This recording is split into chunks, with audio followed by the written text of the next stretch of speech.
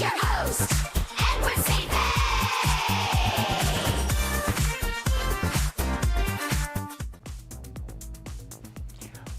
Welcome to the show. Edward St. Pé here with you today. Now, let's quickly go to our first video. We've been doing a little bit of the Elon Musk interview with Michael Milken at the Milken Institute, and we've got also a continuation of Sam Altman's interview with the Stanford University Entrepreneurs Club. Let's first go to Elon Musk, so we surely won't forget it at the end of the show, and let's see a little bit more about what Elon has to say regarding the future that we're entering right now.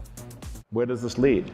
This does not lead to a greater civilization. This leads to a civilization that potentially dies not with a bang, but with a whimper in adult diapers. That is a sad ending. So obviously we have countries that, like Korea, used to have a birth rate of 6, it's now 3/4. Yeah. Here's a light question for you. Elon, come pick me up, I'll give you a baby, says one What of do you the- think are the... That is one of the things that says on the screen. I don't know if everyone heard that. You want to read it? It says, Elon, come pick me up, I'll give you a baby. Thank you. Okay. I certainly encourage everyone in this room to have at least 3 children. Look, baby's got to come from somewhere. And I think we just want to have, I don't know, I think we want to have a slightly increasing population, not a plummeting population. I think this applies to all countries and cultures. Like, I don't think we want any country or culture to disappear. We want them to ideally flourish and not disappear. In fact, one of the things that is overlooked by probably most historians is the role of low birth rate in the decline of civilizations. So around, I think it was around 50 BC, Rome passed a bill to give a bonus to any Roman citizen that would have a 3rd child. So this was a birth rate was a problem in Rome in 50 BC. The Romans weren't making Roman. The same is true of ancient Greece. There was a time from about 800 BC to 300-ish BC where the Greeks had a lot of kids and a lot of surviving kids. Like the birth rate far exceeded the death rate, which is why you had Greek cities popping up all over the Mediterranean. But then I think basically it seems to be that prosperity destroys the birth rate. So when a civilization feels like it has no meaningful external threat and is very prosperous, that is what causes the birth rate to plummet. Somewhat counterintuitively, you think if you've got more resources, surely that would lead to more kids. In fact, it is the opposite. The more prosperous a civilization and the more a civilization feels that it does not need to defend against external threats, the lower the birth rate. I'd say that there's a lot of research on this. There's really been 3. Number one, prosperity, as you've said. Number 2, improvements in healthcare. So in 1900, half the children died on the planet before their 5th. And the 3rd was the education of women. So we've had some pretty interesting questions put up here, but let's try this one. What keeps you up at night and what gives you joy? I think kids give me joy. So I probably get the most joy from my kids. And I'm not saying that's the reason to have kids, because we should have them anyway, but I certainly, kids are the greatest source of joy in my life. In terms of what keeps me up at night, I guess it's anything that's, I think, a civilizational risk. If we're birth rates continuing to plummet, I do think about the birth rates plummeting as being a civilizational risk. I think anything that undermines the foundations of democracy in America or elsewhere as a risk. I think anything that's leading us away from a merit-based system is a risk. I listen to like podcasts about the fall of civilizations to go to sleep. So perhaps that might be part of the problem here. There's literally a podcast called Fall of Civilizations, which I listened to a few times. And I'd also recommend Hardcore History if you haven't listened to that. It's a great podcast. I listen to history podcasts basically to go to sleep. Okay, well now let's segue from Elon Musk to Sam Altman, the chairman of OpenAI, who gave us ChatGPT-4. You know, last week we got the information that ChatGPT-4 has now been reissued, or an update has been issued, or a new iteration. It's ChatGPT-4 O. O stands for Omni. And I don't think all of the new elements of ChatGPT-4o have been released yet. I think that they're in the process of releasing some, because I got online and tried to, I've got ChatGPT-4o now on my desktop and on my phone, but I can't access some of the things that they're talking about, and I've understood from a couple of other sources that some of these things are not issued yet, or about to be issued. Their announcement has been made, but anyway, you're going to have to figure it out. But it's here, and it's the good thing about ChatGPT-4o is, number one, there is a version that's free. Before that, to get all of the different aspects, you have to subscribe. It was maybe $20, $25, $30 a month. But now it's free. There is a bigger, better, more robust version that you now, if you're already paying for, that's what you get. But all of the attributes are there for free. So really, it's just a wonderful thing. It's sort of an open thing for people to start using. There's so many things that you can do with it, and so many great things you can use in your business and in your livelihood. So it's a revolutionary thing. All right, we saw Elon Musk. Okay, now let's go to Sam Altman. He was speaking to the Entrepreneurs Organization at Stanford this is about 3 weeks ago, and every week we've been doing some segments of that interview with Sam Altman. Who else better to tell us what's happening in the field than Sam Altman? Although he's kind of coy, he won't give everything away right up front, right? But just to hear him talk about AI and just the general trajectory that we're on to now and where we're going, it's just very enlightening, I think. So here's Sam Altman. So what was your intention when you started it? We just wanted to push AI research forward. Okay. We thought that. And I know this gets back to motivations, but that's the pure motivation. There's no motivation around making money or power. I cannot overstate how foreign of a concept, I mean, for you personally, not for OpenAI, but you weren't starting. Well, I had already made a lot of money, so it was not a big. I mean, I don't want to claim some moral purity here. It was just but that was the phase of my life. That's not a driver. Big driver. Okay. Because there's this, and the reason why I'm asking is just, when we're teaching about principle-driven entrepreneurship here, you can understand principles inferred from organizational structures. When the United States was set up, the architecture of governance is the Constitution. It's got 3 branches of government, all these checks and balances, and you can infer certain principles that, there's a skepticism on centralizing power, that, things will move slowly. It's hard to get things to change, but it'll be very, very stable. If you, not to parrot Billie Eilish, but if you look at the OpenAI structure and you think, what was that made for? You're near $100 billion valuation, and you've got a very, very limited board that's a nonprofit board, which is supposed to look after its fiduciary duties to the again. It's not what we would have done if we knew then what we know now. But you don't get to play life in reverse, and you have to just adapt. There's a mission we really cared about. We thought AI was going to be really important. We thought we had an algorithm that learned. We knew it got better with scale. We didn't know how predictably it got better with scale. And we wanted to push on this. We thought this was going to be a very important thing in human history. And we didn't get everything right, but we were right on the big stuff, and our mission hasn't changed. And we've adapted the structure as we go, and we'll adapt it more in the future. But, you don't,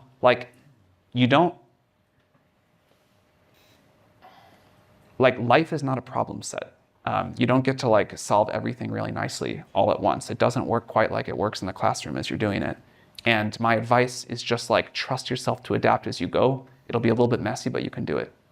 And I just asked this because of the significance of OpenAI. You have a board which is all supposed to be independent financially, so that they're making these decisions as a nonprofit, thinking about their stakeholder that they are fiduciary of isn't the shareholders, it's humanity. Everybody's independent. There's no financial incentive that anybody has that's on the board, including yourself with OpenAI. Well, Greg was, okay, first of all, I think making money is a good thing. I think capitalism is a good thing. My co-founders on the board have had financial interest, and I've never once seen them not take the gravity of the mission seriously. But, we've put a structure in place that we think is a way to get incentives aligned, and I do believe incentives are superpowers, but I'm sure we'll evolve it more over time, and I think that's good, not bad. And with OpenAI, the new fund, you don't get any carry in that, and you're not following on investments onto those companies. Okay, thank you. So we can keep talking about this? No, I know you want to go back to students. I do too. So we'll keep going to the students. How do you expect that AGI will change geopolitics and the balance of power in the world? Maybe more than any other technology. I think about that so much, and I have such a hard time saying what it's actually going to do. Or maybe more accurately, I have such a hard time saying what it won't do. We were talking earlier about how it's not going to maybe it won't change day-to-day life that much, but the balance of power in the world, it feels like it does change a lot. but I don't have a deep answer of exactly how. Thanks so much. I was wondering, in the deployment of like general intelligence and also responsible AI, how much do you think is it necessary that AI systems are somehow capable of recognizing their own insecurities or like uncertainties and actually communicating them to the outside world? I always get nervous anthropomorphizing AI too much because I think it like can lead to a bunch of weird oversights. But if we say like how much can AI recognize its own flaws, I think that's very important to build.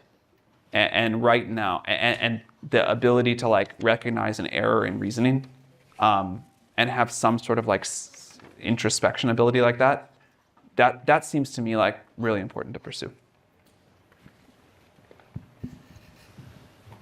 Hey Sam, thank you for giving us some of your time today and coming to speak.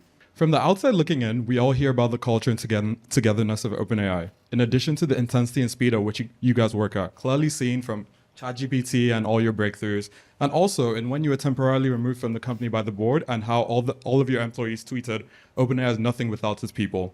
What would you say is the reason behind this? Is it the Biden mission to achieve AGI or something even deeper? What is pushing the culture every day?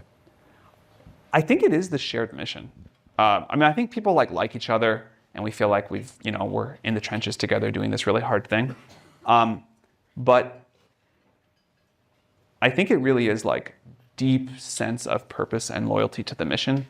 And when you can create that, I think it is like the strongest force for success at least that I've seen among startups. And we try to like select for that in people we hire, but even people who come in not really believing that AGI is going to be such a big deal and that getting it right is so important, tend to believe it after the first 3 months or whatever. And so that's a very powerful cultural force that we have. Thanks.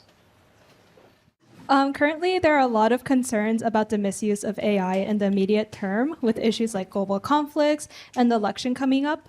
What do you think can be done by the industry, governments, and honestly, people like us in the immediate term, especially with very strong open source models? One thing that I think is important is not to pretend like this technology or any other technology is all good. I believe that AI will be very net good, tremendously net good. But I think like with any other tool, it'll be misused. Like you can do great things with a hammer and you can like kill people with a hammer. I don't think that absolves us or you all or society from trying to mitigate the bad as much as we can and maximize the good. But I do think it's important to realize that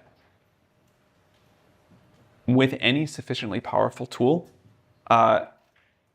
you do put power in the hands of tool users, or you make some decisions that constrain what people in society can do. I think we have a voice in that. I think you all have a voice in that. I think the governments and our elected representatives in democratic processes have the loudest voice in that. But we're not going to get this perfectly right. Like we, society, are not going to get this perfectly right. And a tight feedback loop, I think, is the best way to get it closest to right. And the way that balance gets negotiated of safety versus freedom and autonomy, I think it's like worth studying that with previous technologies. And we'll do the best we can here. We, society, will do the best we can here. Gang, actually, I've got to cut it. Sorry, I know. I just want to be really sensitive to time. I know the interest far exceeds the time and the love for Sam. Sam, I know it is your birthday. I don't know if you can indulge us because I know there's a lot of love for you. So I wonder. Okay, well, that's Sam Altman. And we made sure we got them both in this time because, lately we've been going with one and running out of time with the other one, so we got them both in at the top of the show. All right.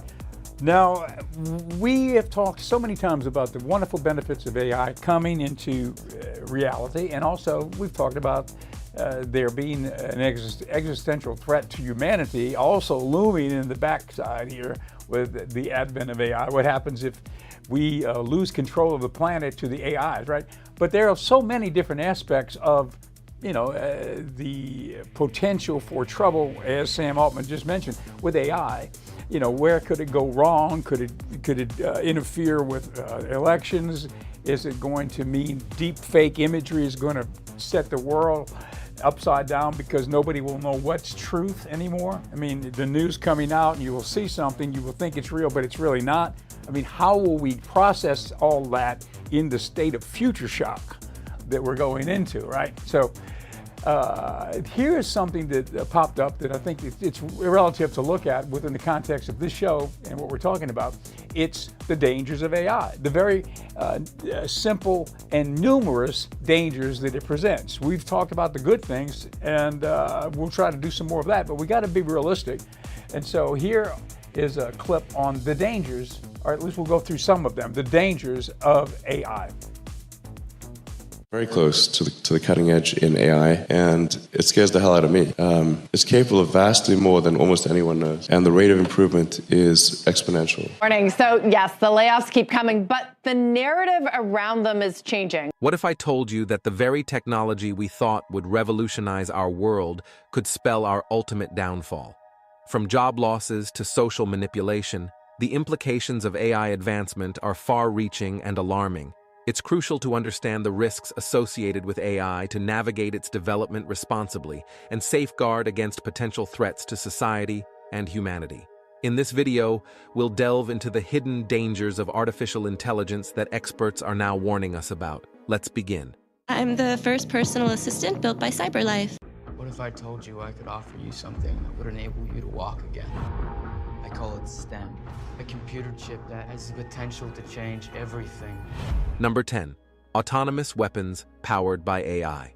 The emergence of autonomous weapons empowered by AI raises profound ethical and existential concerns regarding the future of warfare. Historically, technological advancements have often been harnessed for military purposes, and AI is no exception.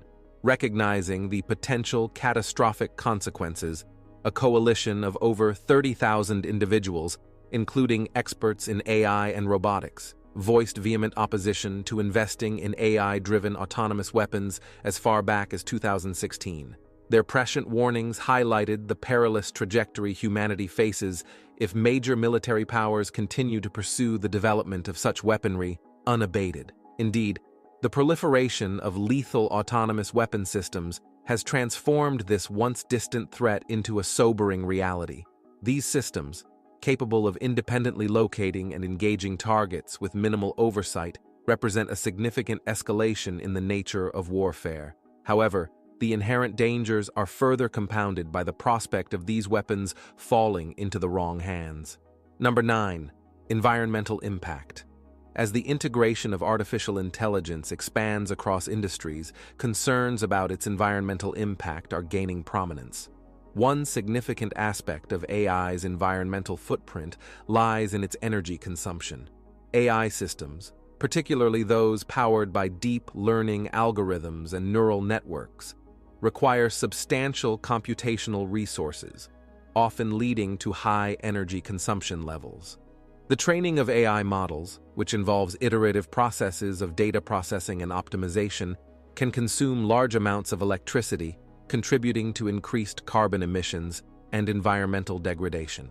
Additionally, the life cycle of AI hardware and infrastructure poses environmental challenges. The rapid pace of technological advancement often results in the frequent obsolescence of AI hardware, leading to electronic waste accumulation. Disposing of outdated AI equipment and components not only contributes to environmental pollution, but also raises concerns about resource depletion and landfill overcrowding. Furthermore, the manufacturing processes involved in producing AI hardware, including the extraction of raw materials and the assembly of components, have environmental implications, such as habitat destruction and pollution. Number 8. Social surveillance. Social surveillance technology presents a significant concern beyond its more overt challenges, particularly regarding its impact on privacy and safety. For instance, in China, the widespread deployment of facial recognition systems in settings like offices and schools raises alarms about the extensive data collection and monitoring of individuals' activities. These systems not only identify individuals, but also gather detailed information about their social interactions and even political beliefs.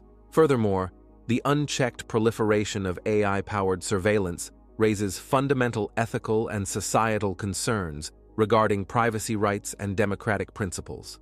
As governments increasingly rely on AI technologies for surveillance purposes, there is a growing risk of authoritarian control and the erosion of civil liberties.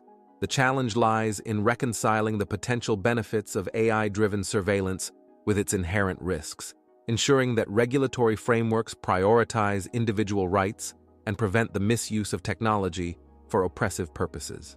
Number 7, job losses. They have been about rebalancing workforces after pandemic overhiring. The rise of AI automation is causing widespread concern about job losses across various industries like marketing, manufacturing, and healthcare. Experts predict that by 2030, AI could automate about 30% of the work in the United States. This is particularly worrying for workers from Black and Hispanic communities, as AI could potentially lead to the loss of 300 million jobs, according to Goldman Sachs.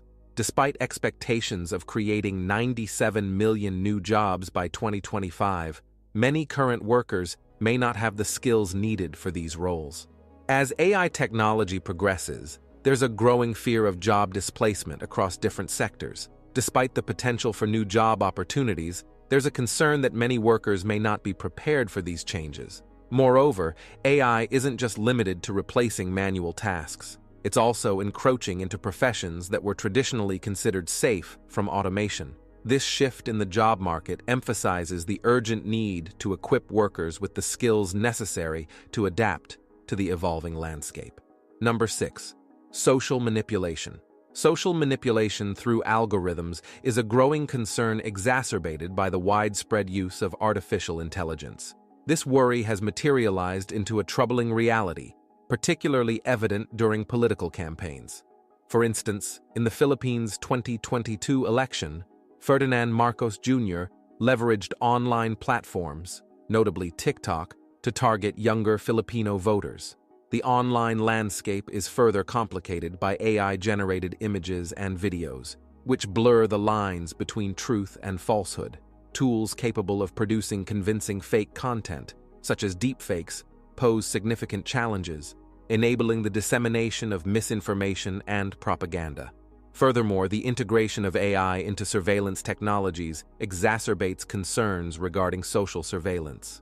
From facial recognition systems to predictive policing algorithms, AI-driven surveillance infringes upon privacy rights and exacerbates social inequalities. For instance, in the United States, some police departments employ predictive algorithms to forecast future crime hotspots, disproportionately targeting marginalized communities. The proliferation of such technologies raises questions about the erosion of civil liberties and the potential for discriminatory practices. Number 5, biases due to AI. Okay, we're going to take it back at that point, number 5, when we come back tomorrow. But in the meantime, we're going to continue with the rest of the show. And, the show is basically non-commercial. It's a commercial-free program. Future Shock is, and we do mention along the way that the sponsor of the show is our in-house project here. It's called Pendragon Apothecary. And what is it? It's a wellness, a forward-leaning wellness project. We've got the various types of herbal blends that have worked in making people well across other parts of the world forever, for many, many generations. Like in Chinese medicine and in Vedic medicine, they've used the mushroom powders. Lion's mane for cognitive issues, dementia, things like that, and also all the other medicinal mushrooms. And then we've got all that here. It comes in powder form and it comes in tinctures. We've got some CBD products here too, some with THC, some without. The legal amount, 0.3%, is the amount we carry. We've got Blue Lotus tea, Blue Lotus red wine. It's a red wine, a light red wine infused with Blue Lotus, and that's something we kind of picked that up from what we've learned about Blue Lotus, not only tea from the ancient Egyptians, but also they made the infusion of the red wine. They use that too to settle into meditation, and they used it for lots of things. If you Google it, you'll find out what the Egyptians used the Blue Lotus wine for. It's a kind of an interesting illuminating thing to learn that they were doing that thousands and thousands of years ago, and it's something we in the West haven't really tuned in on, but in other parts of the world, Blue Lotus is, used every day. We get the Blue Lotus at the apothecary from Thailand, and we bring it in, and then we sell it as tea, and also we infuse it into red wine here. So we've got that.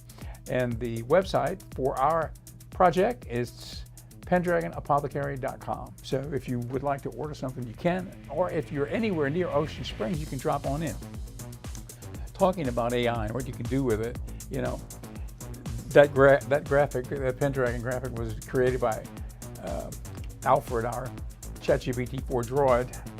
He and I were collaborating on it. I told him what we wanted, and he came back with a few, and that's the one we used. We've got many of them, including the one for the Magic Hour channel. Let's see if we can pop it up. Magic Hour channel MHC. It's on channel 7.2, and it's streaming 7.2 here at Ocean 7 across the Gulf Coast if you want to watch it. Okay, so 24/7 movies, old classic golden age of Hollywood movies, a lot of westerns in there. We used to have Grit. We lost Grit, and we don't have it anymore, but a lot of people called, a lot of people said, what happened to Grit? Well, here's something.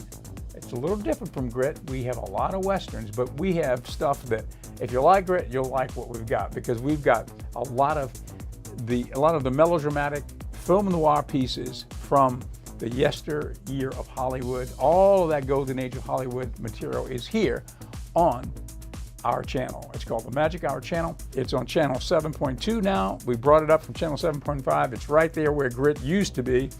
So for our viewers who want to see that material, we've got it. But here's the catch: we own those films. These are old films that were in a library that I bought back in the 1990s, late 1990s. And that library, we've had it. We finally put a use to it. We're using it to create that channel. And since we have that content in-house, we have the unlikely ability to take that material and stream it worldwide. So we're on Roku. So if you go to Roku, you can download the Magic Hour channel app, and you can watch it. And I just learned that the app for Amazon Fire is finished, and it will soon be published in the next days ahead. And so if you've got Amazon, like I do at home, you can download the app and you can watch the Magic Hour channel 24/7 for free. It's a fast channel. It's just called a fast channel. That's the acronym for it. It's a free ad-supported television channel, fast channel. It's kind of what's happening, right? There's so many of them out there. Well, we're not one. And now we're a fast channel of old movies. So if you like that kind of material, it's free for you to enjoy. And it sure is a joy to be able to bring those films finally to people for free. Okay, that's it for today. We've run out of time. See you tomorrow on Future Shock.